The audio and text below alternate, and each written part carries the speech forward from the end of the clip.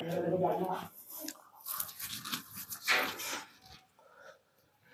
दोस्तों, नमस्कार। तो कैसे हैं आप? उम्मीद है आप सब बहुत अच्छे होंगे और आप लोगों की पढ़ाई बहुत अच्छे से चल रही होगी।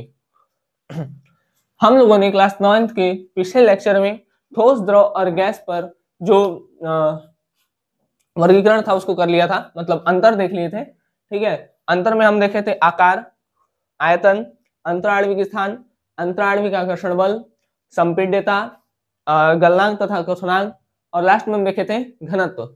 ठीक, और एक इंपॉर्टेंट फैक्टर जो कि क्रांतिक ताप का था। ठीक है, क्रांतिक ताप में क्या था कि भाई जो गैस थे वो और अधिक द्रव में कन्वर्ट नहीं हो रहे थे, एक ऐसा टेम्परेचर आ रहा था। ठीक है, तो किसी ऐसे टेम्परेचर पर जिस पर गैस जो है लिक्विड में कन्वर्ट नहीं हो रहा था, उसको हम कह रहे थे क्रिटिकल टेम्परेचर या क्रांतिक ताप।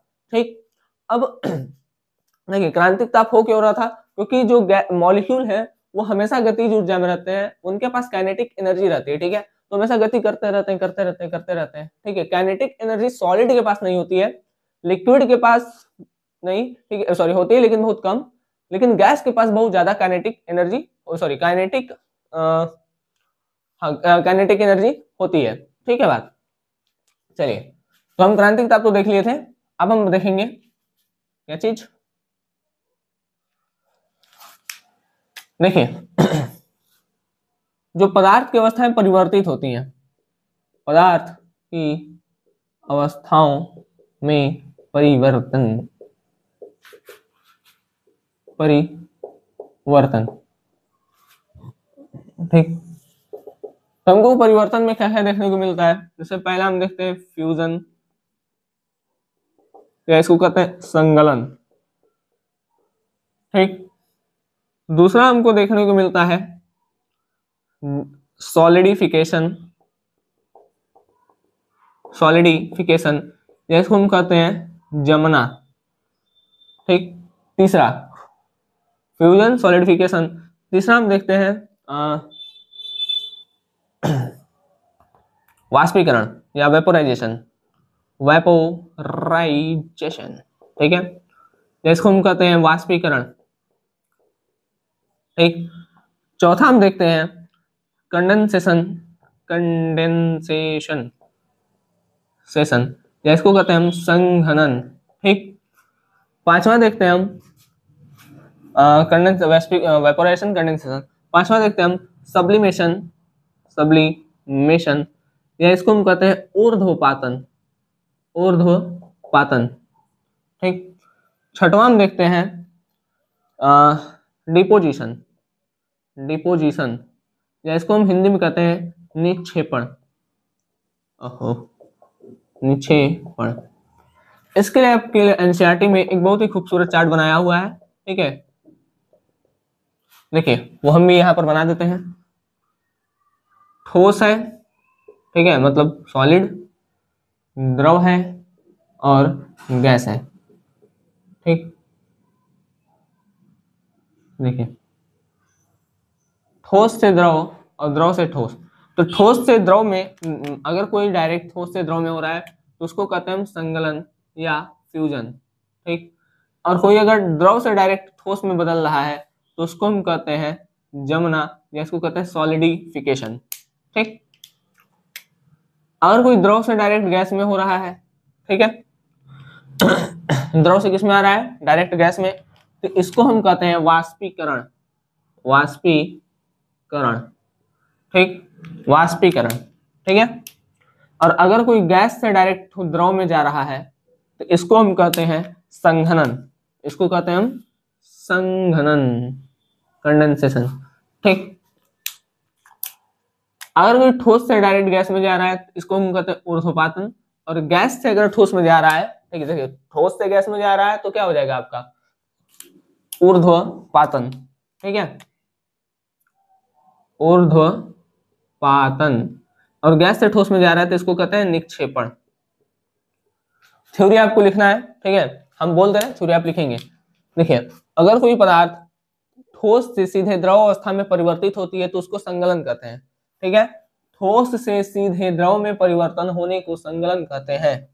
ठीक है, लिख दे क्या? चलिए, ठोस से सीधे द्रव में परिवर्तन संकलन कहलाता है। ठीक है, ठोस से सीधे द्रव में परिवर्तन संकलन कहलाता है।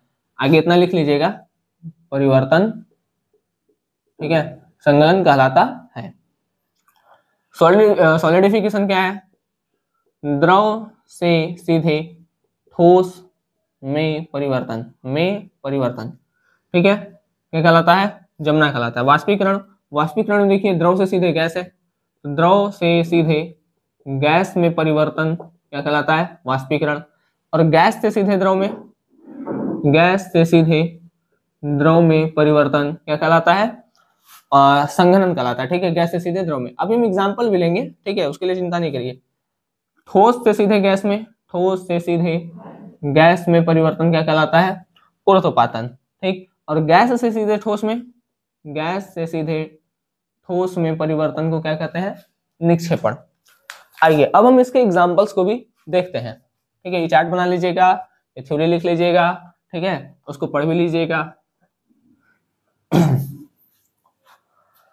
चलिए, ठोस से सीधे द्रव में परिवर्तन, जैसे आप देखे होंगे कि जो बर्फ होता है, तो बर्फ जब को बाहर निकालते हैं तो वो मेल्ट हो जाता है। ठीक है, तो बर्फ से, बर्फ का पानी में बदलना, एग्जांपल लिख सकते हैं, बर्फ का पानी या द्रव में बदलना। ठीक, ये इसका एग्जांपल। द्रव से सीधे ठोस में, भाई उल्टा कर दीजिए, पानी का बर्फ में बदलना। ठीक है, एग्जांपल हो गया। वाष्पीकरण में क्या है?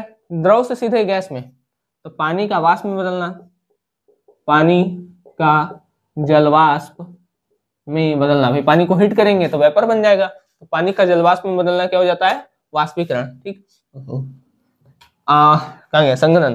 देखिए वाष्प जब ऊपर उठता है, ठीक है, जैसे गर्मी और में क्या होता है कि जो सूर्य है, ठीक है, वो क्या करते हैं कि भाई हीट इतना ज्यादा दे देते हैं कि नदियां सूख जाती हैं। तो नदियां सूख क्यों जाती है? पोखरा उखरा जो छोटा रहता है वो सूख जाता है, क्योंकि वो हीट जो होता है वो पानी जो होता है वाष्प के रूप में ऊपर चल जाता है, और जब वाष्प के रूप में ऊपर जाता है तो ऊपर बादल के फॉर्म, मतलब बादल फॉर्म कर लेता है। ठीक, और जो वो बादल होता है वो कुछ और नहीं, वो पानी ही होता है। ठीक है, और वो वाष्प है। ठीक, और वही वाष्प क्या होता है?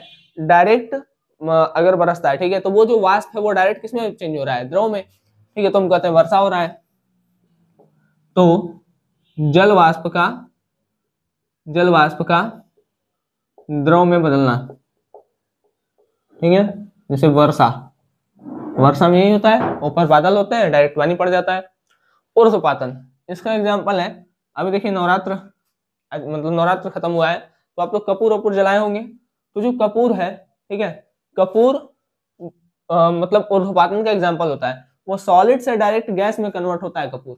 ठीक है, कपूर किस में कन्वर्ट होता है? डायरेक्ट सॉलिड से गैस में। ठीक है, और एक और एग्जांपल है अमोनियम क्लोराइड, NH4Cl, इसको याद रखिएगा, अमोनियम क्लोराइड।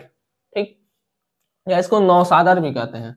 इसका दो नाम है, पहला है नौसादर और दूसरा है अमोनियम क्लोराइड। ठीक है, बात करते हैं लास्ट लास्ट पे क्या है? देखिए डिपोजिशन या निक्षेपण क्या होता है? गैस का सीधे ठोस में बदल जाना निक्षेपण कहलाता है। गैस का सीधे किसमें चेंज हो जाना? ठोस में चेंज हो जाना निक्षेपण कहलाता है। अच्छा, देखते हैं एग्जांपल। देखिए जो जलवाष्प होता है, ठीक है, गैस का सीधे ठोस में बदलना, तो जलवाष्प जब ठंडी सतह पर आता है तो वो बर्फ बन जाता है डायरेक्ट। ठीक है, तो वाष्प ठंडी सतह पर आने पर ठोस में बदल जाता है, ठोस में चेंज हो जाता है, बदल जाता है। ठीक है, वो जलवाष्प जब ठंडी सतह पर आता है तो किसमें चेंज होता है? चेंज हो जाता है, वो ठोस में चेंज हो जाता है। ठीक है, तो ये हमारी पदार्थ की अवस्थाओं में परिवर्तन था। ठीक है, संगलन, सॉलिडिफिकेशन, वाष्पीकरण, संघनन, विवर्तन और निक्षेपण। ठीक, आपने एक और चार्ट बनाया हुआ है कि जैसे अगर हम द्रव को, ऊपर होगा, ठोस है, ठोस को अगर हम हीट करेंगे तो द्रव में चेंज होगा। द्रव को और अधिक हीट कर देंगे, हीट को डेल्टा से दिखाते हैं, तो वो गैस में चेंज हो जाएगा। ठीक, समझ में आ गया? तो इस तरीके का चार्ट है। ठीक, तो आपको यहाँ से तो वो चीजें समझ में आ गई होंगी, ठीक है, कि ठोस से सीधे द्रव में कैसे परिवर्तन होगा, तो भाई हीट कर देंगे, ठीक है। द्रव से सॉरी ठोस से द्रव में होगा हीट, द्रव से ठोस में कैसे कन्वर्ट होगा, उसको कंप्रेस करेंगे, ठीक है, या मतलब कुछ भी ऐसा करेंगे कि उसके मॉलिक्यूल पास पास आ जाए। तो चलिए आज का जो लेक्चर था वो होता है यहीं पर समाप्त। अब हम जब हम अगले लेक्चर में आएंगे तो उसमें हम बात कर रहे होंगे वाष्पीकरण के विषय में, कुछ क्वेश्चंस करेंगे, ठीक है, और उसके बाद ये चैप्टर हो जाएगा आपका समाप्त, ठीक है। और जब ये चैप्टर समाप्त हो जाएगा तो उसके बाद हम एनसीईआरटी के जो क्वेश्चंस होंगे, ठीक है, उसको सॉल्व कराएंगे, उसके बाद हम नेक्स्ट चैप्टर पर चलेंगे। चलिए, उम्मीद है आपको ये चीजें समझ में आई होंगी, ठीक है। अगर आपको चीजें समझ में आई हैं तो अच्छी बात है, अगर लग रहा है कहीं पर कि हाँ यहाँ पर डाउट है, कुछ ऐसा जो हमसे छूट गया है, तो हमको बताइए, जिसको कि हम अगले लेक्चर में कंप्लीट कर सकें, ठीक है। चलिए मिलते हैं आपसे अगले लेक्चर में, तब तक के लिए धन्यवाद, जय हिंद। आप लोग अच्छे से पढ़ाई करते रहें।